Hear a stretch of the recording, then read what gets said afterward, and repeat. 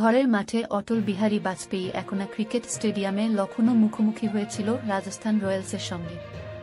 প্রথম ব্যাট করতে নেমে লখনৌ সুপার জায়ান্টস ১৯৬ রানের লক্ষ্যমাত্রা দেয় রাজস্থান রয়্যালসকে। দলের হয়ে সর্বোচ্চ ৪৮ বলে ৭৬ রান করেন অধিনায়ক কে.এল. রাহুল এবং দীপক হুডা করেন ৩১ বলে ৫০ রান। এবারের আইপিএলে যেখানে রানের ছড়াছড়ি, সেখানে মাত্র ১৯৬ রান নিয়ে কি জিততে পারবে লখনৌ সুপার জায়ান্ট? চলুন দেখা যাক। জবাবে ব্যাট করতে নেমে লখনৌ সুপার জায়ান্ট এর দুই ওপেনার শুরুটা ভালোই করেন। যশস্বী জয়সওয়াল খেলেন ১৮ বলে ২৪ রানের ইনিংস এবং জশ বাটলার করেন ১৮ বলে ৩৪ রান। তবে পরপর ৩ ওভারে ৩টে উইকেট পড়ে যাওয়ায় চাপে পড়ে যায় রাজস্থান রয়্যালস।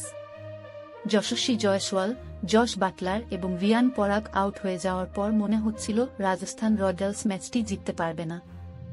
আর সেখান থেকে সঞ্জু স্যামসন এবং ধ্রুব জুরেল এই দুই ব্যাটসম্যান মিলে যা শুরু করলেন তা একেবারেই ছিল অবিশ্বাস্য। ৩৩ বলে ৭১ করেন সঞ্জু স্যামসন এবং ধ্রুব জুরেল ৩৪ বলে ৫২ রান করে অপরিচিত থাকেন এই দুই ব্যাটসম্যান। শেষ পর্যন্ত এই দুই ব্যাটসম্যান ১ ওভার হাতে রেখে দলকে জিতিয়ে মাঠ ছাড়েন। এই জয়ের ফলে রাজস্থান রয়্যালস ১৬ পয়েন্ট নিয়ে পয়েন্ট টেবিলে শীর্ষে রয়েছে।